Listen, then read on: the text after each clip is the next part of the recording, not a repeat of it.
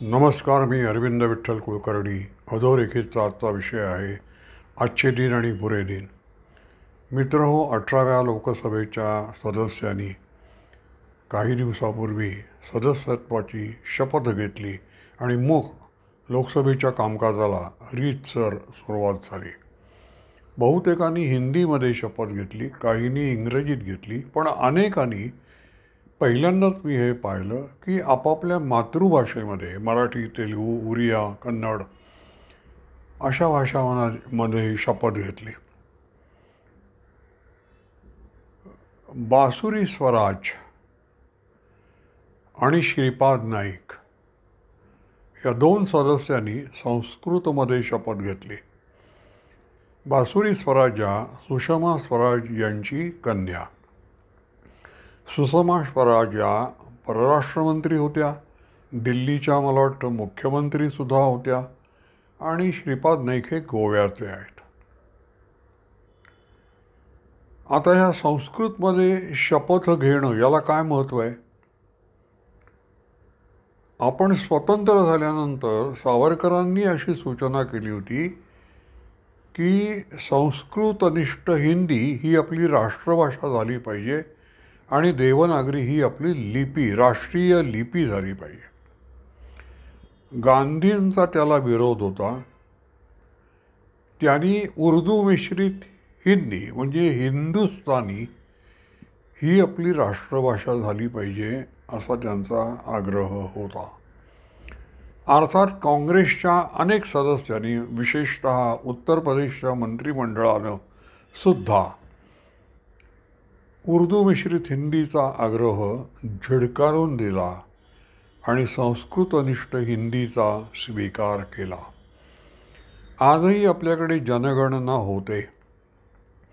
त्यावेळेला अनेक लोक, काही हजार, मला वाटतं लाखसुद्धा असतील, यांनी आपली मातृभाषा संस्कृत म्हणून घोषित केलेली आहे. संस्कृत ही आपली गिरवाण भाषा, देवभाषा, आपलं सगळं धार्मिक वाङ्मय, आपलं प्राचीन वाङ्मय सगळं संस्कृत भाषेमध्ये आहे. तर त्या संस्कृत भाषेचं महत्त्व स्वतंत्र भारतात जेवढं ठेवायला पाहिजे तेवढं ठेवलं नाही. त्यानिमित्तानं एक किस्सा सांगतो, म्हणजे मग बासुरी स्वराज यांनी संस्कृतमध्ये शपथ का घेतली ते आपल्याला कळेल. जागतिक संस्कृत संमेलन भरत असतं जगामध्ये अनेक ठिकाणी. मला वाटतं 2015मध्ये ते थायलंडमध्ये म्हणजे बँकॉकला भरलं होतं. आणि सुषमा स्वराज परराष्ट्रमंत्री म्हणून, भारताच्या प्रतिनिधी म्हणून, आणि आपलं संस्कृत शिष्टमंडळ असे सगळे उपस्थित होते. बँकॉकच्या म्हणजे थायलंडच्या राणीनं एके दिवशी रात्री प्रीती भोजनाचा कार्यक्रम ठेवला आणि भारतीय शिष्टमंडळाला केवळ भोजनाचं आमंत्रण दिलं. तिथे थायलंडची राणी असं म्हणाली की मी माझी नव्यानं तुम्हाला ओळख करून देते. मी संस्कृत घेऊन MA केलेलं आहे. आमच्या थायलंडच्या भाषेमध्ये कुठलंही पाठ्यपुस्तक तुम्ही उघडलं तर दर 3-4 पानावर, प्रत्येक 3-4 पानावर तुम्हाला काही ना काही संस्कृत शब्द आढळतील. आमच्या जीवनातून संस्कृत जर वजा केली तर आमच्या जीवनाला काही अर्थ उरणार नाही. मला आश्चर्य वाटतं, अशी थायलंडची राणी म्हणाली, की भारतामध्ये संस्कृतविषयी इतकी उदासीनता का? का नाही तुम्ही संस्कृतला जेवढं महत्त्व द्यायला पाहिजे तेवढं देत? सुषमा स्वराजनी यांनी हे ऐकलंय. त्याचा त्यांच्यावर थोडासा परिणामसुद्धा झाला असणार. त्या परत आल्यानंतर मोदींशी, पंतप्रधान मोदींशी बोलल्या पण असणार. परिणाम झाला. अच्छे दिन आपण म्हणतो ना, बघा आजचे दिन कसे येतात. मोदींनी आपलं शैक्षणिक धोरण, भारताचं शैक्षणिक धोरण जे नव्यानं ठरवलं त्याच्यामध्ये एक इंडियन नॉलेज सिस्टीम असा नवीन विषय विद्यापीठाच्या पातळीवर प्रविष्ट केला. म्हणजे भारताची प्राचीन काळापासून शिक्षणाविषयीची जी काही दृष्टी आहे, जो काही विचार आहे, तो समोर ठेवून आपल्या विद्यापीठातून जे शिक्षण दिलं जातं ते त्याप्रमाणे दिलं जातं की नाही हे पाहणं, त्याची तपासणी करणं आणि त्याची फेरआखणी करणं, असं काम या इंडियन नॉलेज सिस्टीम या विषयाकडं आहे. अनेक विद्यापीठांमध्ये हा विषय आता शिकवला जातो. आत्ता तो संशोधनात्मक पातळीवर आहे, PhDच्या पातळीवर आहे. तो अजून खालच्या पातळीवर प्रथम वर्षापासून लागू झालेला नाही. पण त्यानिमित्तानं संस्कृत ग्रंथांचा, संस्कृत भाषेचा जोरात पुन्हा नव्यानं अभ्यास सुरू होणार आहे आणि संस्कृत भाषेचं आपल्या जीवनामध्ये जे महत्त्व आहे ते प्राप्त होणार आहे. गोव्याच्या श्रीपाद नाईकांनी संस्कृतमध्ये शपथ घेतली. मला त्याच्यावरनं एक आठवण झाली. श्रीपाद धुंडीराज कबीश्वर नावाचे एक संस्कृतप्रेमी शिक्षक होते. त्यांनी हे मनावर घेतलं होतं की आपल्या खासदारांनी संस्कृतमध्ये शपथ घेतली पाहिजे, कारण ती राष्ट्रीय वादविवाद स्पर्धा सभा आहे, ते व्यासपीठ आहे राष्ट्रीय. तर तिथे जे भाग घेतात सभासद म्हणून, त्यांनी शपथ संस्कृतमध्ये घेतली पाहिजे. म्हणून ते प्रत्येक लोकसभेच्या पहिल्या अधिवेशनाच्या आधी दिल्लीत ठाण मांडून बसत, सगळ्या खासदारांना भेटत आणि त्यांना आग्रह करीत की तुम्ही संस्कृतमधून शपथ घ्या. त्या श्रीपाद धुंडीराज कबीश्वर शिक्षक होते, मुंबईत अंधेरीला राहायचे, पुढे दहिसरला गेले राहायला. त्यांची आज मला आठवण येते. तेव्हा अच्छे दिन आपण जे म्हणतो ते अशा प्रकारे येत असतात. ते हलक्या पावलांनी येतात, नकळत येतात, त्यामुळे आपल्याला त्याची जाणीव होत नाही. पण आपण राष्ट्रीय जीवन जर बदलत असेल, परिवर्तन होत असेल आणि ते आपल्या प्राचीन परंपरेला धरून असेल आणि ते आधुनिकतेचा स्पर्श झालेला असेल, तर त्याला अच्छे दिन म्हणायला काहीही प्रत्यवाय नसावा. आता जसे अच्छे दिन आहेत तसे बुरे दिनसुद्धा असतात. बुऱ्या दिनांची आठवण काढल्यानंतर ते पुन्हा तसे येऊ नयेत म्हणून काय करायला पाहिजे याची जाणीव आपल्याला होतो आणि आपण प्रतिकारक्षम होतो. आणीबाणी हा आपल्या जीवनातला एक बुरा दिन आहे असं म्हणायला हरकत नाही. त्याला 49 वर्ष पूर्ण झाली परवा 26 जूनला आणि 50व्या वर्षात, आणीबाणीच्या 50व्या वर्षात आपण राष्ट्र म्हणून प्रवेश केलेला आहे. त्यामुळे ही जी नवीन लोकसभा 18वी, तिचं अधिवेशन पहिलं भरलं तेव्हा सभापती ओम बिर्ला यांनी एक ठराव मांडला आणि आणीबाणीचा निषेध केला आणि आणीबाणी पुन्हा येऊ नये. आपलं जे राष्ट्रीय जीवन आहे ते संसदीय पद्धतीनं वादविवाद करत, खुल्या वातावरणात, मोकळेपणानं, एकमेकांचा आदर करीत आपण जगूया, असं आवाहन त्यांनी सर्व सभासदांना केलं. आता गंमत पहा, आणि त्यानिमित्तानं 2 मिनटं त्यांनी सर्व सभासदांनी उभं राहून आणीबाणीच्या निमित्तानं ज्यांनी त्याग केला, संघर्ष केला आणि ज्यांनी हौतात्म्य स्वीकारलं त्यांना श्रद्धांजलीसुद्धा वाहिली.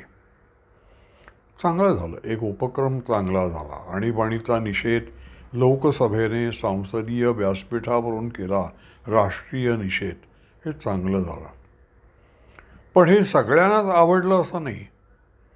दुसऱ्या दिवशी गंमत पहा, राहुल गांधी जे आता लोकसभेचे विरोधी पक्षनेते झालेले आहेत, विरोधी पक्षनेतेपद हे घटनात्मक पद आहे,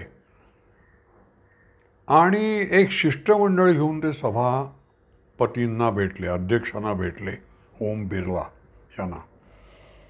त्या शिष्टमंडळात सुप्रिया सुळे ताईसुद्धा होत्या. या दोघांनी आणि अनेकांनी असं सभापतींना सांगितलं की तुम्ही हा जो ठराव आणलात ते काही बरं केलं नाहीत. त्याला आता बरीच वर्ष झाली आणीबाणीला, आपण विसरलो ते सगळं. कशासाठी तुम्ही पुन्हा त्या जुन्या जखमा उकरून काढता? आणि अशा प्रकारे त्यांनी आपला निषेध व्यक्त केला.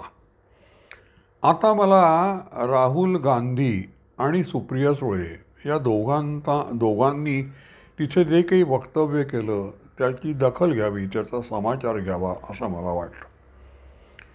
आणीबाणीचा उल्लेख राहुल गांधी यांना केलेला आवडत नाही, कारण ते त्यांच्या आजीने आणली होती आणीबाणी.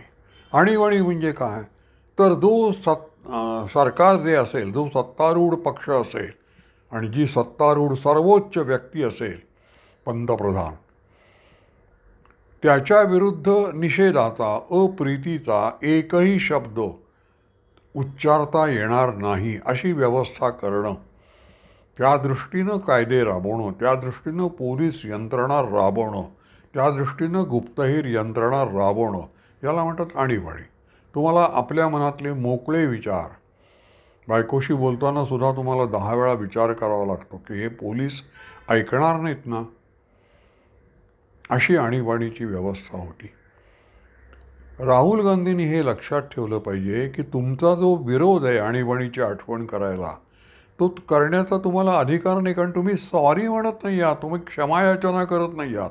इंदिरा गांधींची ही चूक नाही आहे नकळत झालेली, हा तुमच्या घराण्याचा संस्कार आहे. कसा तो पहा. इंदिरा गांधींनी उघडपणे आणीबाणी लावली.